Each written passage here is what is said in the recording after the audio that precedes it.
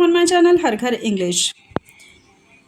I think you are doing very well and you are preparing for your examination PG semester second. और मैं ऐसा समझती हूँ कि आप सभी अपने एग्ज़ाम की तैयारी बहुत अच्छे से कर रहे होंगे और नोट्स वगैरह भी प्रिपेयर कर रहे होंगे। तो मेरे सभी स्टूडेंट्स जो कि इस चैनल के थ्रू अपनी प्रिपरेशन कर रहे हैं वो इस चीज़ पर ध्यान देंगे कि ये उनके लिए जो वीडियोस बनाई जा रही हैं लॉन्ग आंसर टाइप क्वेश्चन की, तो ऐसी वीडियोस आपको यूट्यूब के किसी भी चैनल पर देखने को नहीं मिलेंगी। ये एक तरह से आपकी बहुत बड़ी हेल्प है कि आप अगर इस तरह की वीडियोस देखते हैं फिर अपने नोट्स बनाते हैं तो आपको सिर्फ नोट्स ही नहीं बना रहे हैं, इवन कि आपको समझ में भी आ रहा है कि आप लिख क्या रहे हो। इसलिए बिना स्किप किए पूरी वीडियो देखा करिए।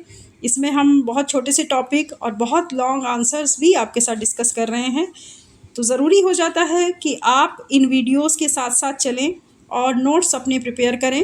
अंडरस्टूड? ओके। अब आज की अगर हम बात करें तो let's start now. Question number 44, what is imagination television in the movie beast of no nation. आपसे पूछा जा रहा है कि इमेजिनेशन टेलीविज़न की जो कल्पना थी, जो काल्पनिक टेलीविज़न बनाया इस मूवी में, मूवी का नाम बीस्ट ऑफ नो नेशन। जैसा कि आप पिक से भी एक आइडिया ले सकते हैं कि बीस्ट ऑफ नो नेशन का मीनिंग था यहाँ पर, या एक इमेजिनेशन टेलीविज़न का यहाँ जो सिंबल है वो किस तरह से काम करता है। ये एक ऐसी कहानी थी जिसमें कि दो मासूम बच्चे जो कि खेल रहे हैं अपने इमेजिनेटिव क्रिएट किए गए एक टेलीविज़न से, और उसके बाद जब वॉर शुरू हो जाती है तो वो बच्चे अचानक से बड़े हो जाते हैं। उनकी वो जो इमेजिनेशन टेलीविज़न का जो एक प्ले था वो कहीं गुम हो जाता है उनके चाइल्डहुड मेमोरीज़ में। लेकिन अब क्योंकि वो वॉर शुरू होने के बाद उनकी लाइफ पे जो इम्पैक्ट पड़ा, वो सिंसियर हो गए, सीरियस हो गए लाइफ को लेकर के, और इमोशनली वो काफ़ी स्ट्रॉन्ग हो गए हैं।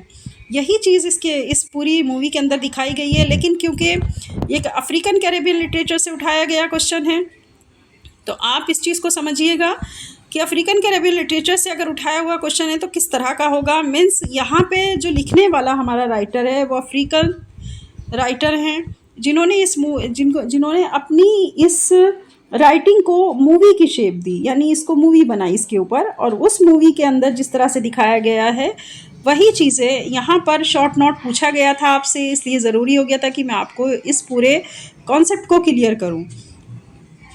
ठीक है? Okay, sure. Answer, in the movie beast of no nation, imagination TV also refer to as imagination television. Movie beast of no nation के अंदर इमेजिनेशन टीवी का जो सिंबल है वो रेफ़र किया जा रहा है एक काल्पनिक टेलीविज़न को। Is a makeshift television set created by the protagonist एग्यू। इस टेलीविज़न को बनाने वाला, क्रिएट करने वाला कौन है? एक उसका प्रोटोगोनिस्ट कैरेक्टर है जिसका नाम है एगू, और उसका जो फ्रेंड है जो कि उसके साथ में खेल रहा है, या उसका जो बहुत ही अच्छा बेस्ट फ्रेंड है, वो उस खाली टीवी के फ्रेम को यूज़ कर रहे हैं। It is cardboard television that the boys pretend to watch and act in using their imagination to create scenes, news segments and shows. अब ये दोनों मिलके क्या कर रहे हैं? क्योंकि इन्होंने इस टेलीविज़न को कार्डबोर्ड से बनाया है, दोनों ही बच्चे इस तरह का खेल खेल रहे हैं कि वो एक तरह का बहाना बनाते हैं जैसे कि वो वाकई उस टेलीविज़न को देख रहे हैं, और अपनी इमेजिनेशन के क्रिएशन में वो सीन को भी क्रिएट कर रहे हैं। जैसे कि उन्होंने न्यूज़ सेक्शन भी डाला हुआ है, तो न्यूज़ भी वो अपने से बना रहे हैं, शोज़ अपने से बना रहे हैं, और फिर वो आपस में ही उस इमेजिनेटिव टेलीविज़न से इंजॉयमेंट ले रहे हैं, मतलब मज़ा ले रहे हैं और उसको देख रहे हैं। This playful invention appears early in the film and represent a time of innocence and normalcy before the civil war disrupts their lives.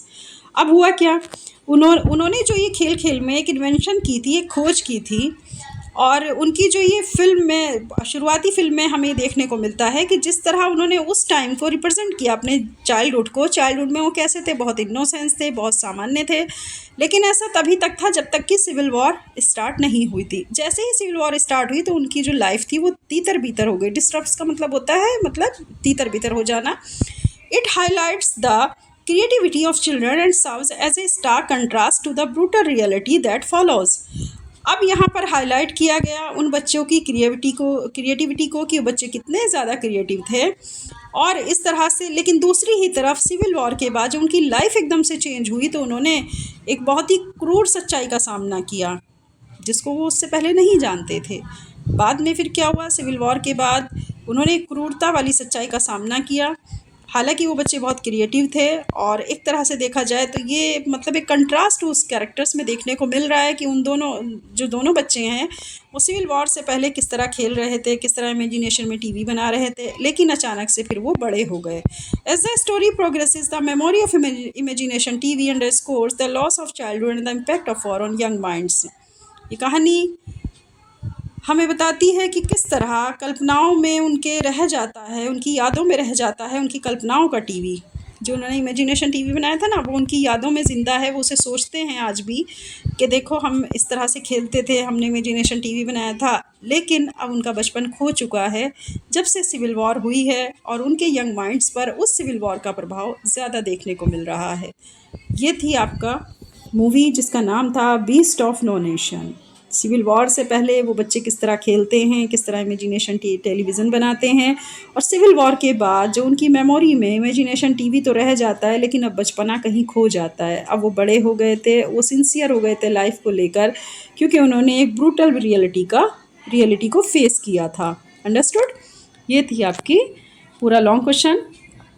ये था आपका मतलब एक टॉपिक। लॉन्ग क्वेश्चन तो इसको नहीं कह सकते हम, ये एक शॉर्ट क्वेश्चन ही है, लेकिन ये पूछा गया था प्रीवियस ईयर्स के पेपर में, और ये 2-3 यूनिवर्सिटीज़ में पूछा गया है।